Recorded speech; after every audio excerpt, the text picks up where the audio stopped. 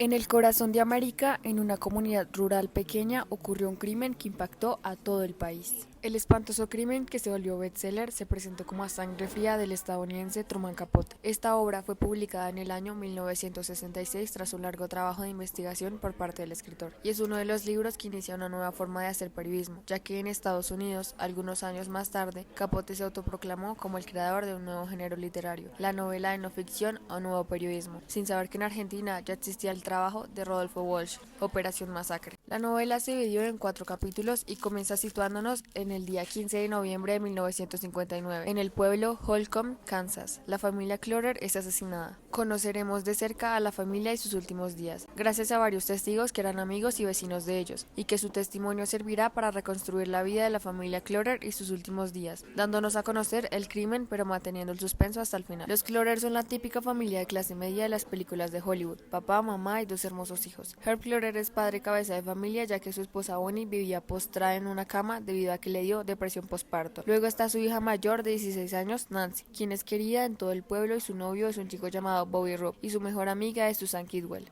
Por consiguiente está el hijo más pequeño, Kenyon. Él es la promesa de la familia, ya que es muy inteligente. Todo el pueblo de Holcomb habla maravillas sobre los Clorer, son los vecinos queridos, hasta que la casa de los Clorer se convirtió en el escenario de uno de los crímenes más viles y atroces cometidos hasta entonces. 4 de los miembros de la familia, y quienes nunca hubieran podido imaginarse en lo que el destino les tenía preparado, fueron sometidos y privados de la vida en un fallido intento de robo por Richard Hickok y su amigo Perry Smith, quienes esperaban encontrar en la casa una caja fuerte repleta de dinero, pero descubrieron que dicha caja no solo no existía, sino que en la casa tampoco había algo de efectivo. Luego de esto se nos introduce a Perry Smith y Dick Hickok, 2 personas totalmente desconocidas para el pueblo entero y para los Clorer, por supuesto. Por otro lado, conocemos más íntimamente al asesino, Perry, quien tuvo una infancia complicada debido a su madre alcohólica y su padre, quien los abandonó, y prácticamente luego de esto fue criado en orfanatos y sus hermanos se suicidaron. Perry y Dick se habían conocido en la prisión de Lansing mientras ambos cumplían sus respectivas condenas, y Perry le contó a Dick cómo había matado a un hombre en Las Vegas usando tan solo la cadena de una bicicleta, y con el tiempo este descubriría que la historia era falsa. No obstante, Dick le creyó al pie de la letra y pensó que Perry era justo lo que necesitaba para llevar a cabo un golpe que venía planeando hace ya algún tiempo. Este golpe fue inspirado por un prisionero llamado Floyd Wells, quien años antes había trabajado en la granja de los Clorer, y le contó a Dick que era un granjero acautalado que poseía en su estudio una caja fuerte repleta de efectivo. Dick se mostró muy interesado y estaba más que decidido a llevar a cabo el atraco,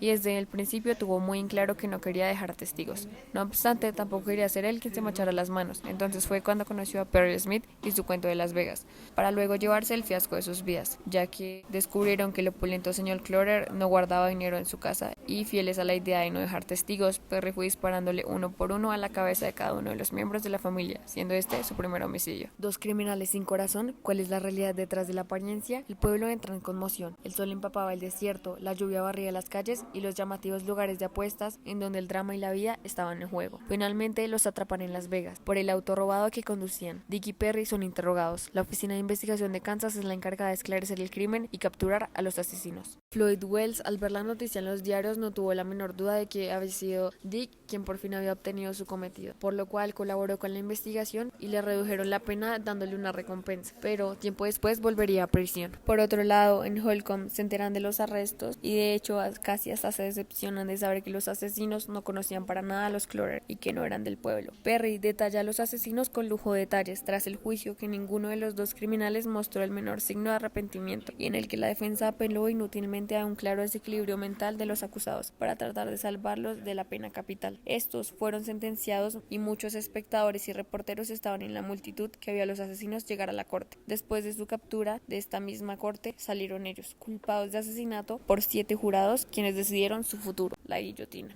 En este libro creo que una de las cosas más interesantes y que me parecen curiosas es la narración, porque cuando nosotros empezamos a leer el libro, el autor nos cuenta sobre esta familia que fue asesinada y nos da todo este contexto de cómo era el pueblo, de cómo eran ellos, de cómo eran sus personalidades, cómo hace que te encariñes con la familia, pero al mismo tiempo te va presentando a los asesinos.